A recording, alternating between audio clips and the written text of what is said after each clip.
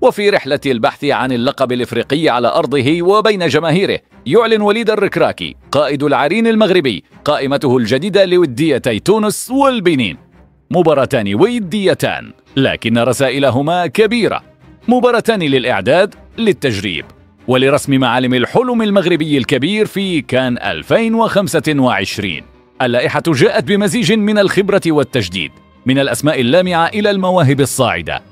دعونا نغوص في عمق هذه القائمة ونستعرض مزايا كل لاعب وما قد يقدمه للقميص الوطني. حراس المرمى: ياسين بونو، الهلال.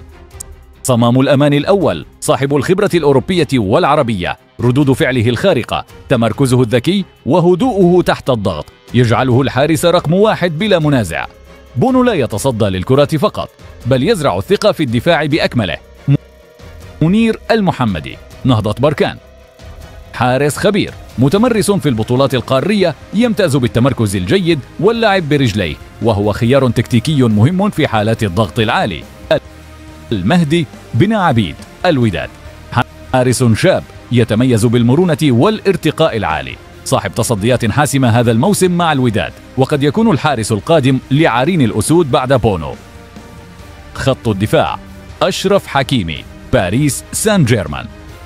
الآلة الهجومية في الجهة اليمنى، سرعته، اختراقاته وتمريراته الحاسمة جعلته من أفضل الأظهرة في العالم.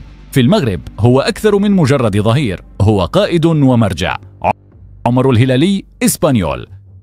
أول استدعاء: ظهير صاعد بتقنيات ممتازة، يمتاز بالهدوء والسرعة والصلابة الدفاعية، وقد يكون مشروع حكيمي جديد.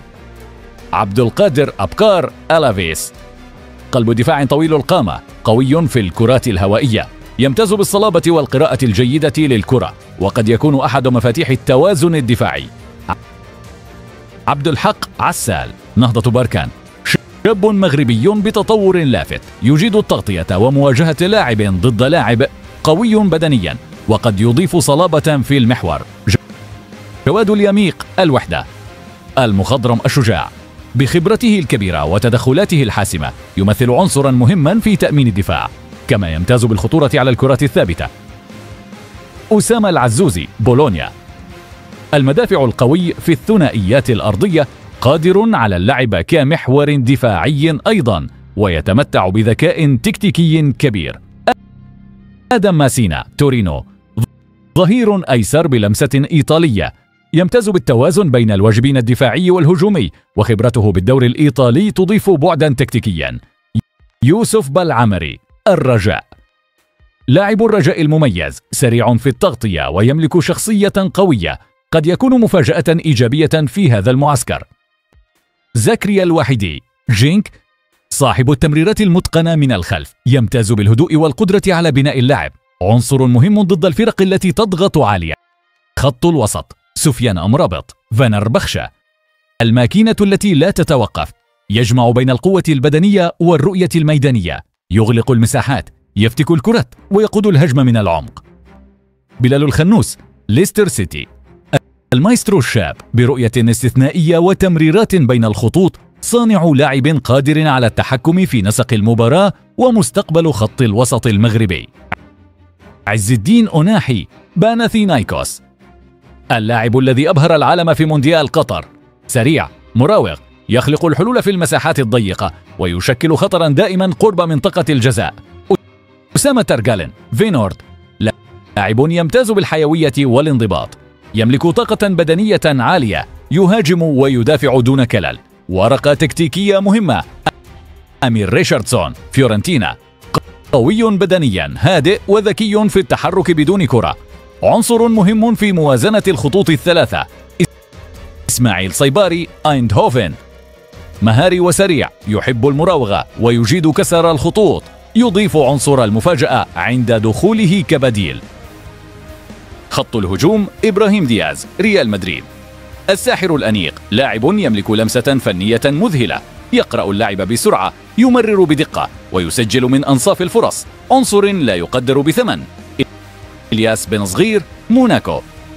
شاب طموح، يجيد التمركز ويتمتع بمهارات فردية لافتة، من أبرز المواهب المغربية القادمة. سفيان رحيمي، العين. الرجل الحاسم في المساحات، هداف بارع وملك الكرات المرتدة، يقاتل في كل هجمة وكأنها الأخيرة. عبد الصمد الزلزولي، ريال بيتيس. جناح بمهارات فردية مذهلة، يحب التحدي، يراوغ بثقة ويخلق الفارق من لا شيء. أيوب الكعبي، أولمبياكوس. الجلاد، هداف بالفطرة، يجيد التموضع، يعرف كيف ينهي الفرص، ورقة لا غنى عنها أمام المرمى. يوسف النصيري، فنربخشة. المهاجم الجوي، يسجل من الزوايا المستحيلة ويقدم عملا دفاعيا أيضا، يتحسن موسما بعد موسم. أسامة الصحراوي، ليل.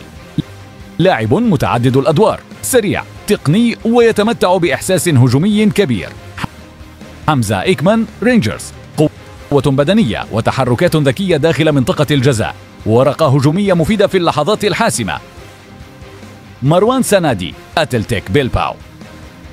أول استدعاء لهذا المهاجم الواعد، يمتاز بالاندفاع والجرأة، وقد يفاجئ الجميع بطموحه وشراسته. غيابات بارزة، نصير مزراوي ونايف أوكراد، أسماء كبيرة يغيبها التوتر العضلي والإصابات، لكن أبواب العودة مفتوحة، لأن كان المغرب يحتاج كل أسد في كامل قوته.